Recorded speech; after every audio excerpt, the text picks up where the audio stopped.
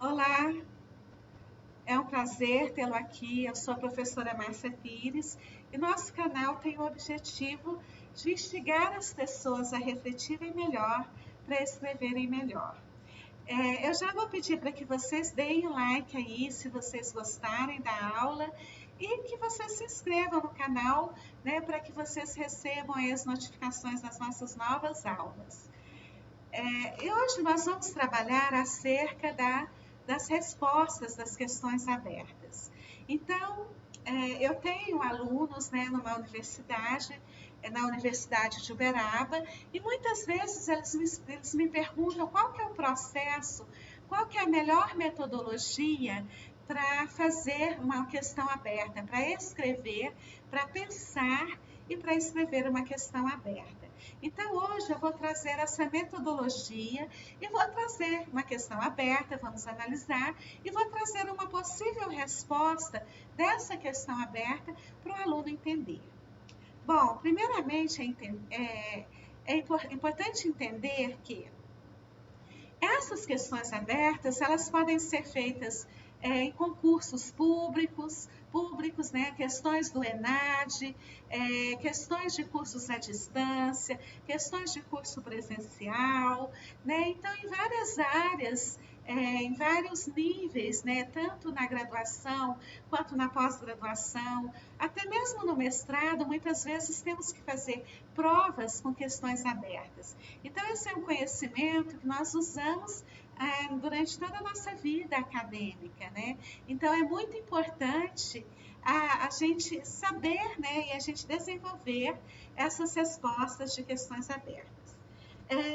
O primeiro passo é pensar que todo texto tem que ser um texto inteiro, composto de introdução, desenvolvimento e conclusão. Então, as respostas abertas, elas devem ser compostas por todos esses elementos, né? A introdução, o desenvolvimento e a conclusão.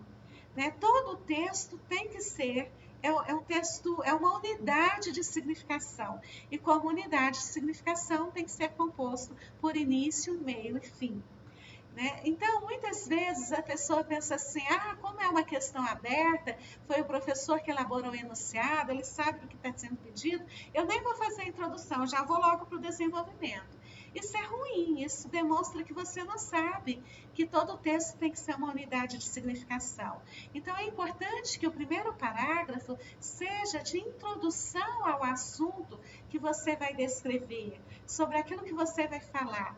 Então, no primeiro parágrafo, você tem que introduzir o assunto a seu leitor, entendendo, pensando que esse leitor não sabe do que você vai falar.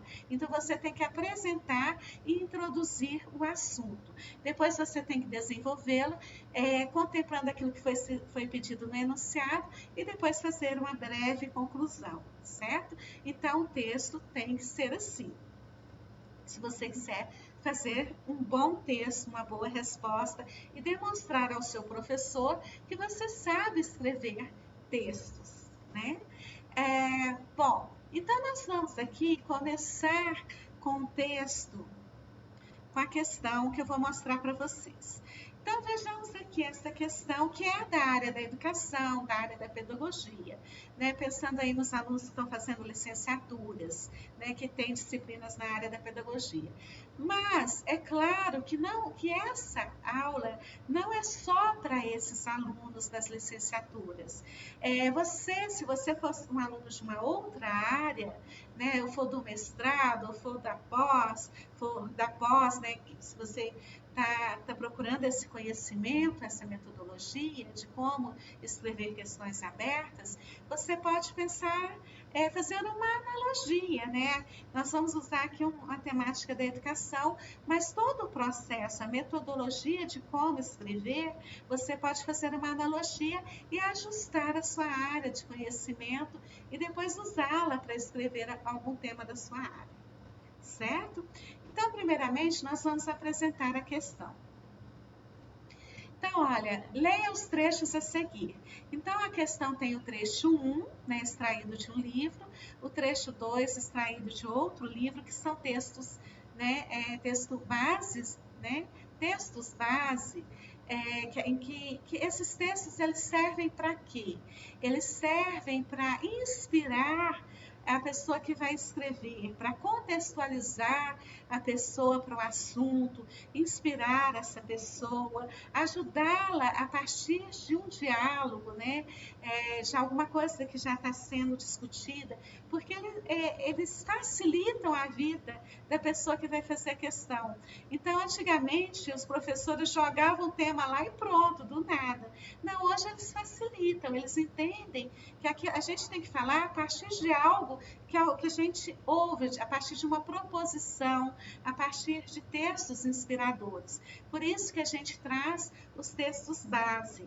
E esses textos são muito usados nas provas de concurso, no ENAD, né, nas provas aí no Enem. Então, eles são muito usados para inspirar a pessoa que está fazendo, e às vezes o enunciado vai pedir que você traga alguma coisa ou comente alguma coisa que foi comentada, né, naqueles textos. Então, aqui eu tenho o trecho 1, que é do livro, extraído do livro Pedagogia da Autonomia de Paulo Freire, e o trecho 2, extraído do livro de estudo Ensino-Aprendizagem de Língua Espanhola, que os alunos, os meus alunos da Universidade de Uberaba, né, leem e estão estudando. São os alunos de letras, né, que estudam das licenciaturas em letras, a licenciatura em letras, que estudam esse livro. Então, eu estou usando esse livro. No caso, aqui seria da licenciatura português e língua portuguesa e língua espanhola. Bom, mas, como eu falei para vocês vão fazer uma analogia, só vou explicando. E aí tem um trecho, né, que na verdade foi um capítulo até escrito por mim, pelas minhas colegas, Maria Beatriz e Silma, né, nós escrevemos o último capítulo aqui do livro, né, que os alunos estudam. Então, eles vão fazer a questão acerca desse capítulo do livro que eles estudam. Bom, livro PDF, né, também tem formato PDF. Então, aí a gente trouxe na questão esse trecho e depois vem o enunciado. Olha, a partir da perspectiva de pensar certo do ponto de vista do professor, né? Então, aí eu tenho o enunciado e tenho o que a gente precisa contemplar. Eu vou ler o enunciado. Uma das estratégias interessantes é ler esse enunciado antes, para saber o que realmente vai ser pedido dos textos base, né? Então, vejam aqui. Vamos ver o que está sendo pedido. A partir da perspectiva de pensar certo, do ponto de vista do professor, explicado no trecho de Freire e dos estudos feitos no capítulo Ensino-Aprendizagem de Línguas, de Márcia Regina Pires, Maria Beatriz Del Duque e Silma Silva, do livro Ensino-Aprendizagem de Língua Espanhola, escreva um texto dissertativo e argumentativo contemplando o seguinte. Aqui é muito importante ver que o enunciado já está pedindo que você articule os textos acima, especialmente ali está falando do texto do Freire, articule-o com o capítulo do livro, né? Após a leitura desse capítulo. Então, vocês, primeiramente, para responder a questão, têm que ler o capítulo que está sendo indicado, e aí vai sendo pedido um texto dissertativo, argumentativo. Aqui no canal, a gente está trabalhando também o texto dissertativo argumentativo. Se você tiver alguma dúvida, veja as outras aulas disponibilizadas aqui no canal. E aí, faça o texto dissertativo argumentativo contemplando, trazendo o seguinte. Explica a importância da superação do senso comum do educando, o estímulo à sua capacidade criadora e ao seu levantamento de hipóteses para o desenvolvimento de sua consciência crítica, enfocando o papel do educador.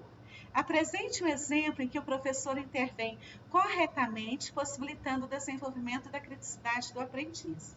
Então, vejam que tem que contemplar a superação do senso comum do educando e o estímulo à sua capacidade criadora e ao levantamento de hipóteses para o desenvolvimento de sua consciência crítica. enfocando especialmente o papel do educador. E depois apresente um exemplo, então que seja um exemplo prático, em que o professor intervém corretamente, possibilitando o desenvolvimento da criticidade do aprendiz. Então vejam que isso tudo tem que estar articulado ao pensar certo do professor, do ponto de vista do professor, que Freire vai falar, e ao capítulo estudado. Né? Então tem que trazer a fundamentação em Freire e nesse capítulo. Bom, vamos ver o que diz lá o trecho 1. Né? Então, o que eu sugiro a vocês? Interpretar bem o trecho 1, né? Para que vocês, a partir dessa interpretação e de algumas palavras-chave, vocês consigam fazer o que eu sugiro? A introdução seja feita a partir dessa interpretação que vocês fazem do enunciado. Você explicar os dois textos, né, ou os elementos principais desses dois textos, na introdução, para introduzir o assunto. Então, eu sugiro isso. Vejamos aqui. Vamos fazer algumas reflexões, a interpretação desses dois textos. Então, Freire diz em seu livro Pedagogia da Autonomia o seguinte: a curiosidade ingênua de que resulta indiscutivelmente um certo saber, não importa que metodologicamente desrigoroso, é a que caracteriza o senso comum. Então, o que caracteriza o senso comum das pessoas? Vocês já ouviram essa expressão, senso comum? Que são usados pelas pessoas, quer dizer, que contrapõe ao senso científico, que contrapõe ao estudo mais aprofundado, é o senso comum. E ele está dizendo que a curiosidade ingênua, que vai formar o senso comum das pessoas, o que as pessoas acham no senso comum, resulta indiscutivelmente um certo saber. Então, ele está dizendo que a curiosidade ingênua, ela leva a um certo saber, mesmo que esse saber seja senso comum, ou seja, não seja um saber científico. E ele não importa que seja metodologicamente desrigoroso, ou seja, o senso comum não tem o rigor da ciência. Por isso, importa que metodologicamente desrigoroso, não seja metodologicamente rigoroso como a ciência. É a que caracteriza o senso comum. Então, o senso comum, diferente da ciência, ele não é rigoroso, ele é desrigoroso, ele tem um método desrigoroso. Mas, mesmo assim, ele traz um certo saber a partir da curiosidade ingênua que a gente tem, né? O saber de pura experiência feito, quer dizer, o saber provindo de pura experiência, ou seja, que não é um saber provindo de uma pesquisa ou provindo de um profundo conhecimento, de um profundo estudo, mas sim de uma experiência, né? Então, o saber de pura experiência feito é o saber do senso comum. Pensar certo do ponto de vista do professor tanto implica o respeito ao senso comum no processo de sua necessária superação, quanto respeito e o estímulo à capacidade criadora do educando. Então, o professor, aqui ele fala, o pensar certo do ponto de vista do professor tanto implica o respeito ao senso comum no processo de sua necessária superação, quanto o respeito e o estímulo à capacidade criadora do educando. Então, o professor, de início, ele tem que respeitar o senso comum do aprendiz, ele tem que respeitar os conhecimentos que o aprendiz traz para a sala de aula, que são do senso comum. E a partir deles, respeitando isso, ele vai ter uma ação aí com o aprendiz, né? Ele tem que respeitar esse senso comum e também respeitar o estímulo à capacidade criadora do educando. né? Então, são duas coisas que aí o educador tem que respeitar: o senso comum do aprendiz e a possibilidade dele criar, dele construir, a capacidade criadora do aprendiz.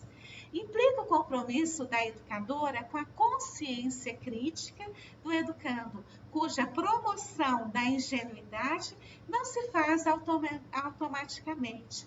Ou seja, a promoção dessa ingenuidade. O que ele fala? O que seria o sentido dessa promoção da ingenuidade? É promover a ingenuidade de uma curiosidade ingênua para uma curiosidade mais crítica. Promover essa curiosidade do automatismo, daquilo que ele aprende assim, sem pensar muito, para uma curiosidade mais crítica, com maior reflexão, com maior pensamento. Depois vem um outro trecho. Então, aí a gente pensou no que Paulo Freire falou, que tem que se superar o senso comum, mas tem que considerar o senso comum e considerar a criatividade do aprendiz e a capacidade criativa para que ele supere esse senso comum, né, e tenha uma curiosidade mais investigativa, uma curiosidade que se aproxime mais com a ciência, se aproxime mais com o estudo. Então, a gente pode pensar nesse sentido, levantar essas hipóteses, essas inferências sobre o que nós estamos aqui lendo do fragmento de Freire, de Paulo Freire. Depois, a gente pode pensar o seguinte: a questão traz outro trecho. Aprender significa fazer conexões, compreendendo as relações estabelecidas entre os conceitos, entre as situações e as articulando-os a conhecimentos prévios para vislumbrar novas possibilidades de ação. Ao fazer conexões com outras aprendizagens, os alunos começam a levantar hipóteses para o domínio da nova situação em que se encontram, mobilizando os recursos que dispõem. Então, nesse trecho, né, que a gente trouxe lá do meu artigo, junto com Del Duque e com Silva, o que esse trecho está trazendo? Que aprender significa fazer conexões, articular conceitos, articular conhecimentos, compreendendo as relações estabelecidas entre esses conceitos, entre as situações também. Então, eu tenho que aprender, mas o meu conhecimento, ele tem que me ser útil para eu conseguir aplicá-lo dentro de uma situação, ou a partir desse conhecimento, identificar o que está ocorrendo, ou identificar características de um objeto, de alguma coisa, né? Então, esses conhecimentos prévios para vislumbrar e imaginar novas possibilidades de ação com esse conhecimento. Ao fazer conexões com outras aprendizagens, os alunos começam a levantar hipóteses para o domínio da nova situação em que se encontram, mobilizando os recursos que dispõem. Então, toda vez que eu tenho uma situação nova, o que eu penso? Eu vou ver o que eu sei sobre aquilo e vou usar todo o meu conhecimento de mundo, todo o meu conhecimento prévio para ler aquela situação, para identificar aquela situação e para mobilizar esses conhecimentos para agir e resolver aquele problema, aquela situação, né? Ou viver aquela situação. Bom, é isso que a gente pode inferir, né, fazer uma leitura, imaginar, levantar hipóteses acerca desse fragmento. Depois, vejamos aqui o enunciado novamente. A partir da perspectiva de pensar certo, do ponto de vista do professor, explicado nos textos de Paulo, no trecho de Freire, e dos estudos feitos no capítulo que você já estudou, que o aluno já estudou, né? Do livro, né, Ensino e Aprendizagem de Língua Espanhola, escreva um texto dissertativo e argumentativo contemplando o seguinte. Então, vejam que eu tenho que pensar no pensar certo do ponto de vista do professor, que o Paulo Freire fala, né, mostrando uma forma do aluno sair da curiosidade ingênua e para uma curiosidade mais crítica, né, deixar o senso comum e avançar para um estudo mais reflexivo.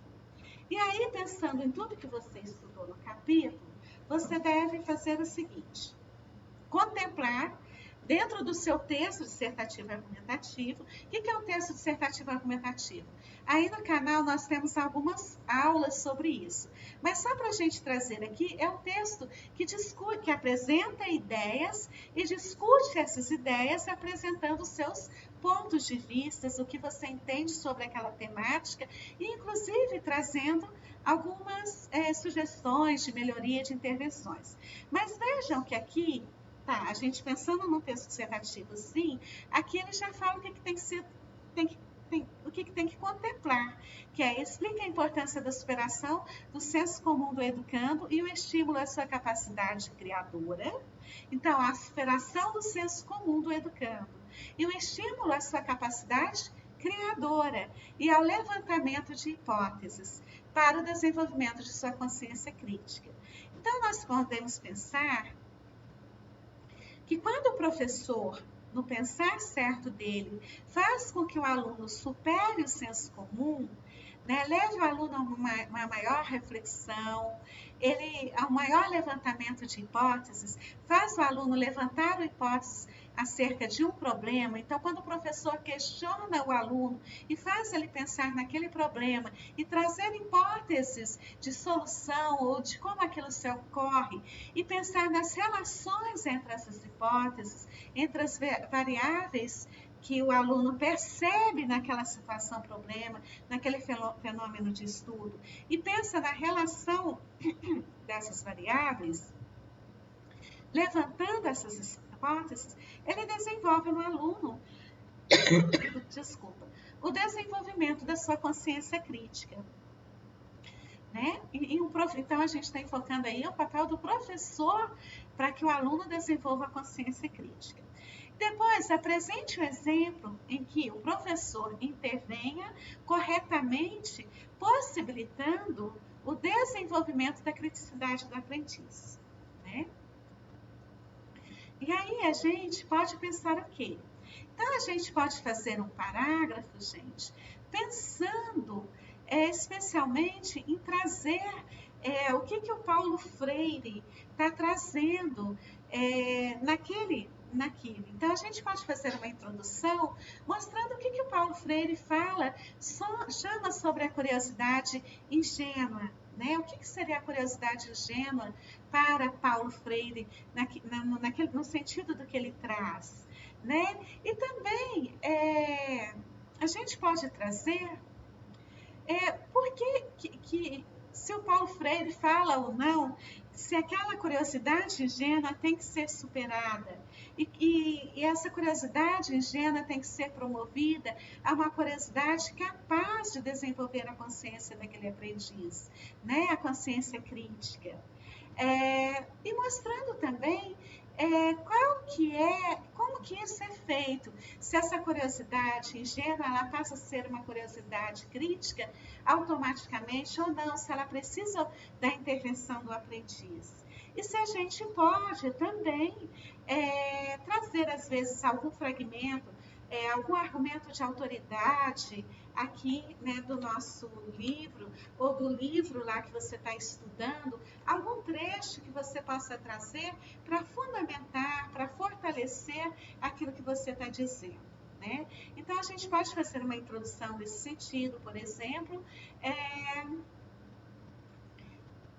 e falando também das hipóteses, vamos supor que a gente pega uma parte desse outro trecho que foi apresentado, do trecho 2, daquilo que foi mais significativo para a gente, e eu vejo assim que levantar hipóteses no trecho 2 é uma coisa muito significativa que talvez a gente possa trazer ali para a introdução, para introduzir o assunto para o nosso leitor.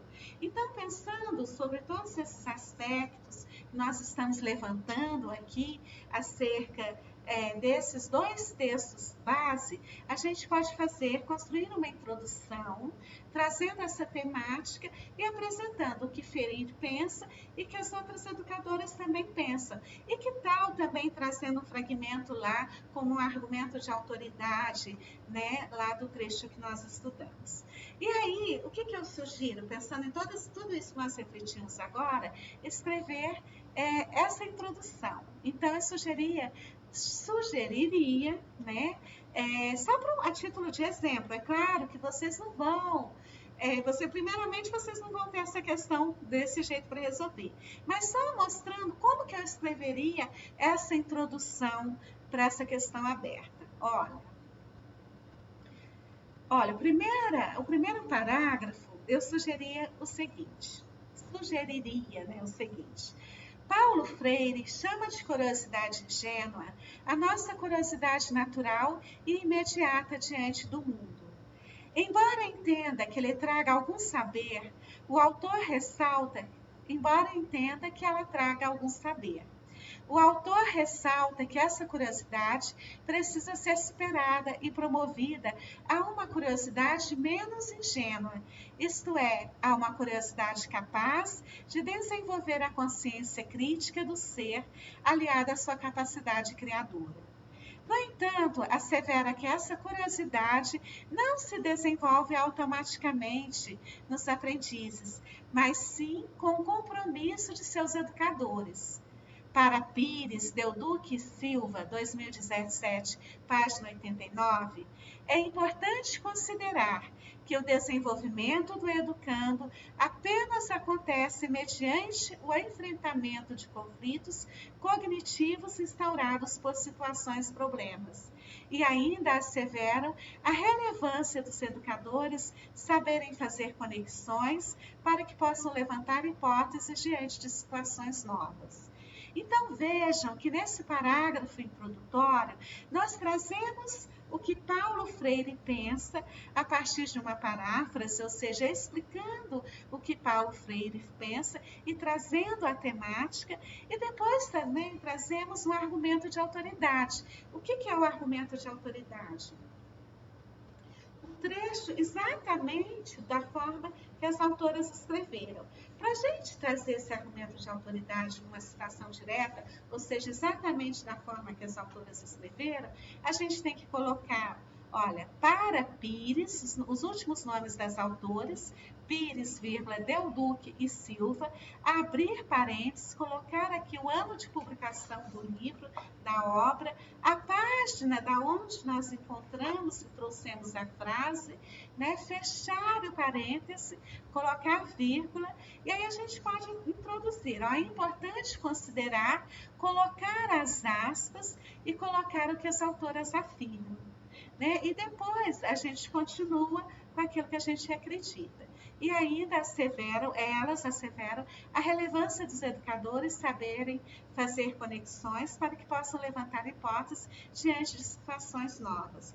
Então vejam que nesse primeiro parágrafo eu estou contextualizando a temática para o meu leitor. Eu estou introduzindo o assunto para o meu leitor. De que forma? Trazendo aquilo que o Paulo Freire disse e trazendo as ideias também do trecho 2 que as autoras disseram, né, para introduzir o assunto. Então, essa seria a nossa introdução do assunto. Agora, nós vamos partir para o desenvolvimento das minhas ideias, né, das nossas ideias, que a gente vai refletir acerca desse assunto. Vamos para a reflexão. Pensando aí no que falamos na introdução, nessa importância do aprendiz sair de uma curiosidade ingênua, natural, do senso comum, né? Que essa curiosidade, esses conhecimentos do senso comum, que o aprendiz chega na sala de aula. Então, o professor, segundo a perspectiva do Paulo Freire, né, precisa ter esse compromisso de levar o aluno a superar, né, o senso comum. E assim ele pode superar esse senso comum de que forma? Então, como que a gente pode pensar que o professor pode fazer o aprendiz superar esse senso comum? Então, uma das que a gente pode pensar, né, das formas, das hipóteses, né, que a gente pode levantar, das diferenças que a gente pode levantar aqui sobre essa superação, seria de que o educador, ele cria uma trilha de aprendizagem, né, para que uma trilha de aprendizagem e leva o aluno, né, nessa trilha de aprendizagem a realizar esse processo de aprendizagem, desenvolvendo as suas habilidades. Então, é o educador que leva o aluno a começar a ser mais questionador, pelas próprias perguntas que o professor faz para o aprendiz. Então, quando vai interpretar um texto, o professor pergunta: nossa, então, mas o que você entendeu do texto? O que você entendeu acerca desse conceito? Como que você acredita que isso realiza na prática? Né? Como que isso acontece? Quais são, vamos elencar os variados pontos de vista aqui que a gente pode ter sobre essa temática, como que ela acontece na realidade, no cotidiano. Então, vejam qual fazer a isso, né? O educador, ele está trazendo para o aprendiz uma metodologia investigativa, ou seja, que ele vai investigar as várias variáveis que se relacionam com aquela temática na prática. Então, quanto mais o educador questionar, mais o aprendiz vai levantar hipótese e mais o aprendiz vai aprender a se questionar diante de uma temática. E é esse processo de se questionar diante de uma temática que vai levar o aprendiz a sair daquela curiosidade ingênua para uma curiosidade investigativa que o leve a fazer mais reflexões. Né? Então, é muito importante, né, que a gente entenda que esse processo é aprendido com a intervenção, com os questionamentos do educador.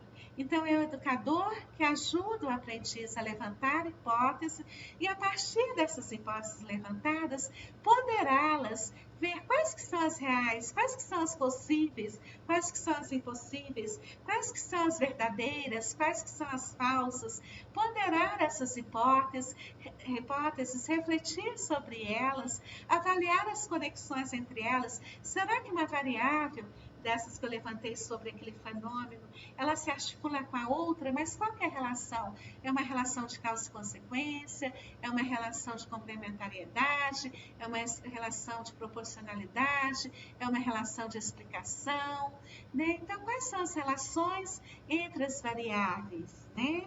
Então, o docente deve instigar o aluno à reflexão, para que ele olhe a realidade e olhar essas múltiplas variáveis, né? Levantando hipóteses, ponderando, avaliando, selecionando as mais plausíveis.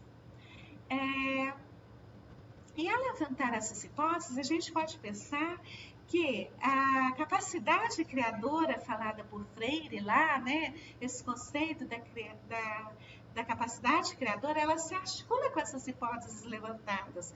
Porque se eu levanto hipóteses, eu estou pegando aquela que eu tenho na minha memória, os meus conhecimentos prévios, e estou imaginando algo diferente.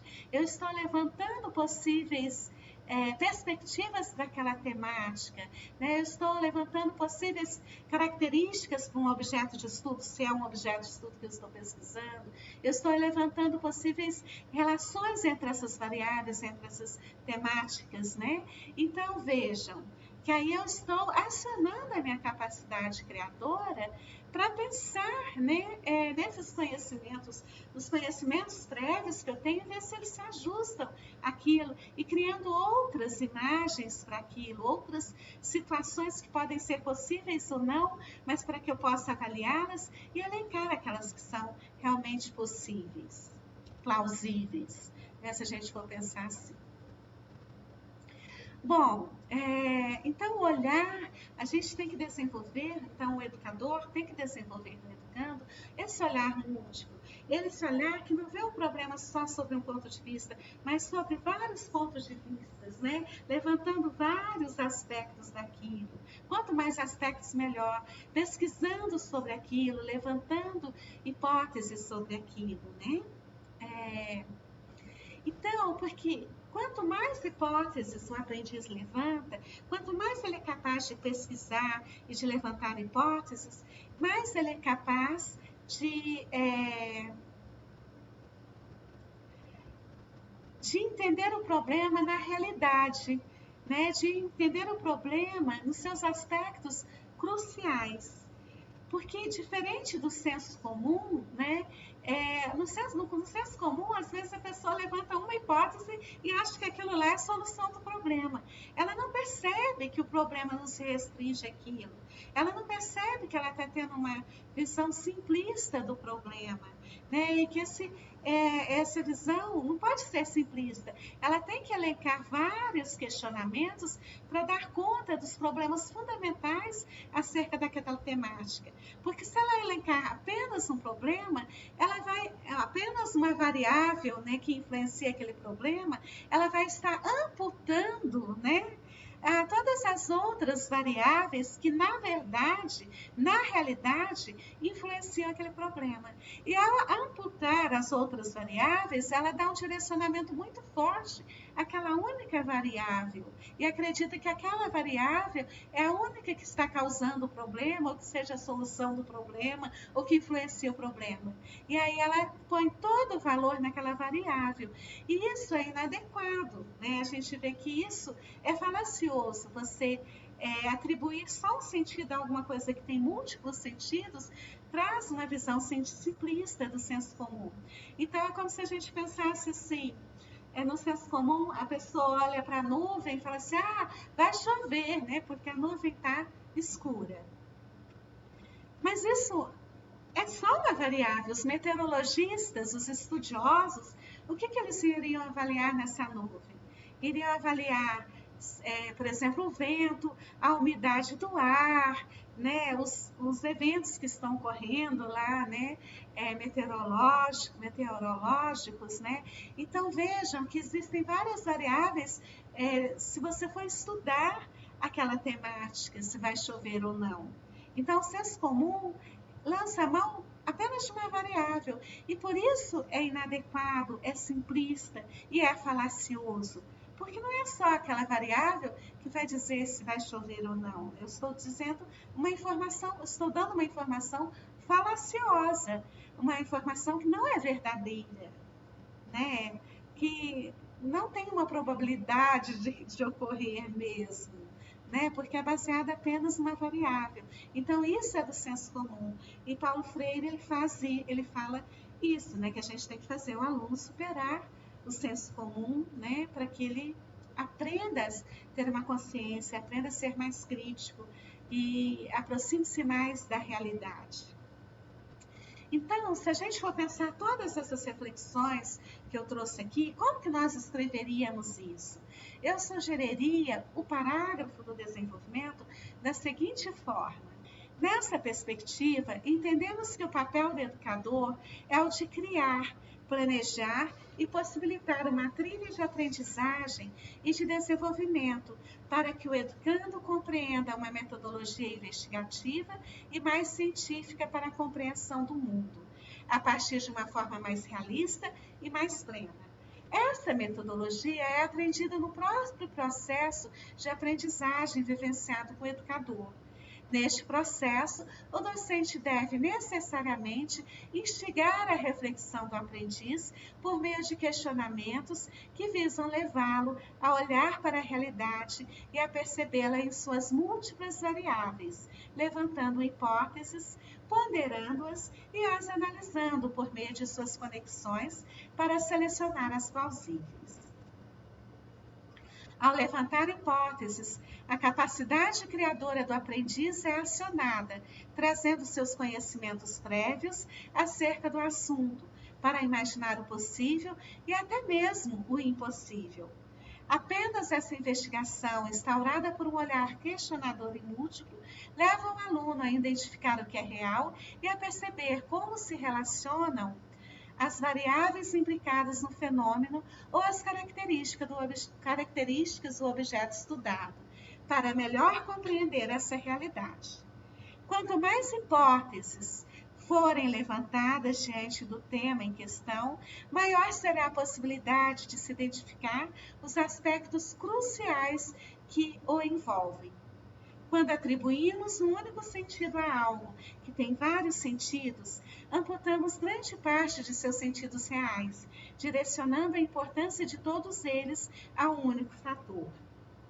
Isso leva as pessoas a entenderem o tema de forma simplista, por isso indevida, inadequada e falaciosa, condizente com o senso comum. Entender que irá chover porque alistou uma nuvem escura traz um conhecimento do senso comum e falacioso, pois, diferente disso, os meteorologistas certamente investigariam o clima, a umidade do ar, os ventos, enfim, uma diversidade de outros fatores que atestariam a fundamentação do que diriam. Então, gente, vejam que aqui nós fizemos o desenvolvimento a partir daquelas reflexões. Mas ainda está faltando o que está sendo pedido lá no número 2 do enunciado, que é: apresente um exemplo em que o professor intervenha, corretamente, possibilitando o desenvolvimento da criticidade do aprendiz. Então, pensando nisso, a gente pode pensar que uma forma do professor intervir, trazendo, instigando a criticidade do aprendiz, é levando-o a questionar. Então, a gente poderia pensar numa prática, numa estratégia de ensino-aprendizagem, em que o professor proporia uma temática, uma situação-problema, dividiria a turma em grupos, para que os alunos em grupo pesquisassem acerca desse problema, na internet, em livros, fizessem uma pesquisa, elencando os assuntos, os aspectos desse problema. E depois apresentassem a resolução da situação, problema, daquilo que a situação está pedindo, para os demais alunos. Então, cada grupo iria investigar, e aí, em um momento único, um orador da turma, cada grupo iria apresentar a resolução do problema, e aí eles fariam dialogariam entre eles acerca dessas soluções, quais seriam as melhores, quais seriam as mais efetivas. Uma outra estratégia de ensino-aprendizagem, não sei se vocês já fizeram nas aulas de vocês, o júri simulado, em que se apresenta um problema, um defende e o outro acusa, um defende um ponto de vista, o outro defende outro ponto de vista, e tem lá um grupo defende um ponto de vista, o outro é contra aquilo, defende um outro ponto de vista, e os avaliadores dizem quais que defenderam melhor, quais que apresentaram melhores argumentos. Mas se falar júri simulado, as pessoas já conhecem essa estratégia. Então, aí nós sugeriríamos o seguinte parágrafo. Assim, vemos que a metodologia desenvolvida pelos educadores com os alunos possibilita que ampliem cada vez mais sua consciência crítica.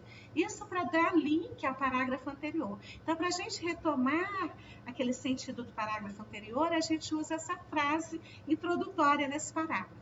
Assim, vemos que a metodologia desenvolvida pelos educadores com os alunos possibilita que ampliem cada vez mais a consciência crítica.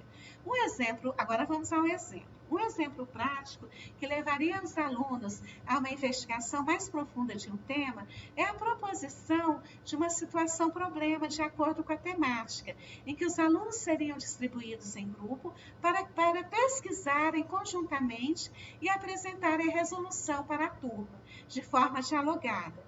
Um outro exemplo seria a dinâmica do júri simulado em relação ao tema. Tudo isso com a condução, mediação e intervenção do professor. Então, vejam que aqui a gente já fez aquela solução do item 2 lá no enunciado, E agora, o que está faltando? Está faltando uma conclusão. E na conclusão, nós temos que retomar lá o que foi principal que foi pedido, Que seria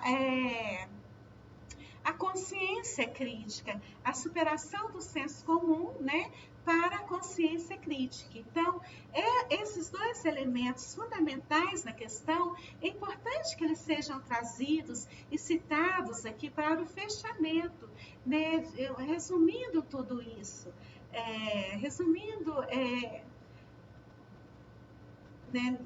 como que isso o fenômeno, o objeto de estudo tem que ser, né, o que a gente pensa? Tem que ser decifrado pelo aprendiz para que ele caminhe para uma consciência mais crítica, né? Isso com a ajuda do professor e mostrando também a relevância do professor. Então, essa questão da metodologia e da superação, né, para a superação do senso comum, para um olhar mais consciente, tem que estar dentro desse fechamento da conclusão, né, da nossa resposta, e também mostrando o papel do professor. Então, pensando nisso, como que a gente poderia elaborar isso? E aí eu sugiro a seguinte escrita, como conclusão. Entender o mundo, seus fenômenos e objetos,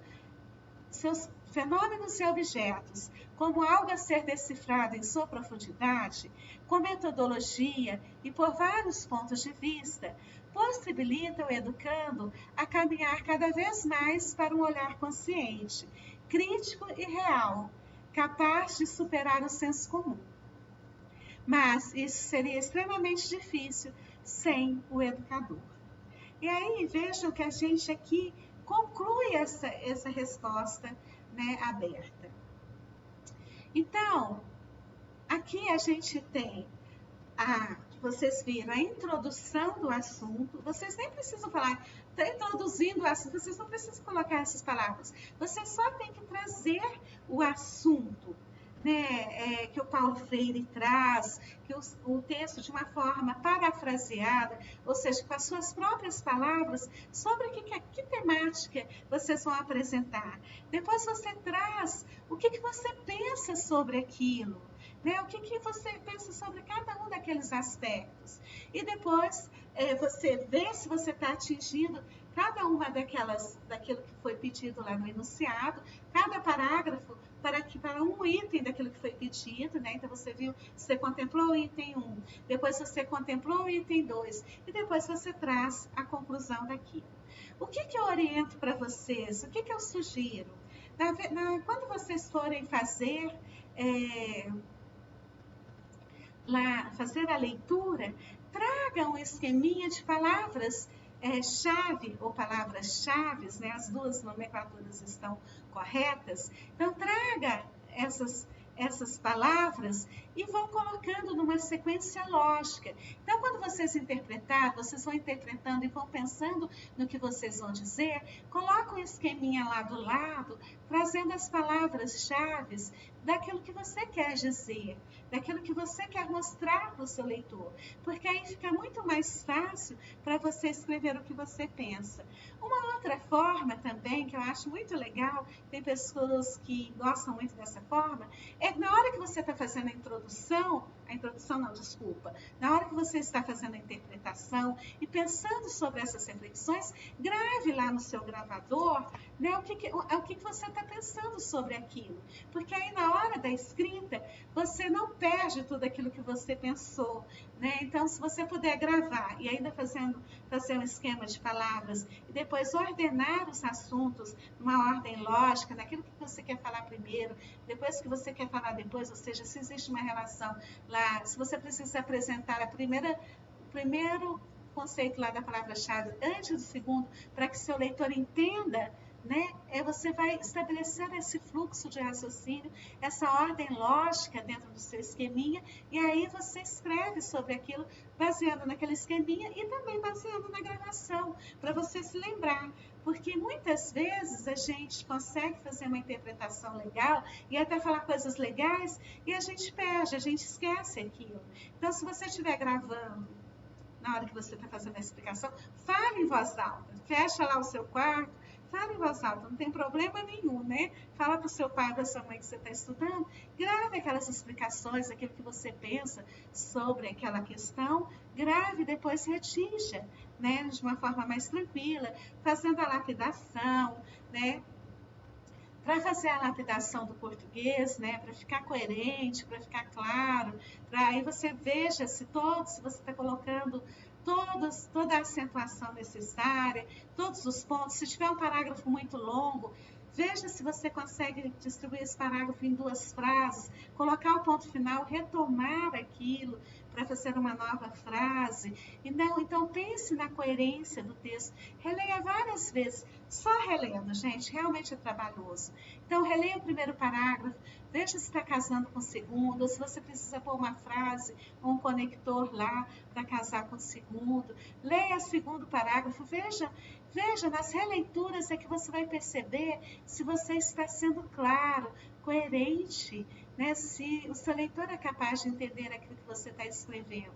E não deixe para fazer o texto na última hora. Escreva num dia, releia no outro, porque quando você for reler no outro, você já será uma outra pessoa com novos conhecimentos e você conseguirá lapidar melhor o seu texto, perceber se tem uma palavrinha ou outra que pode ser trocada, se você está usando os conectores certos, ou seja, se eles estão dando lá o sentido que você quer, né? Então faça isso.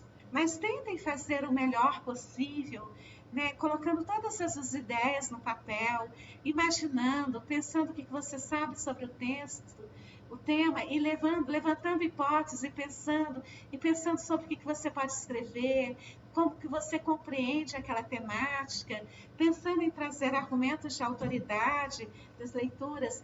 Esses argumentos de autoridade podem estar no decorrer do desenvolvimento, né? Vocês podem pegar outras frases.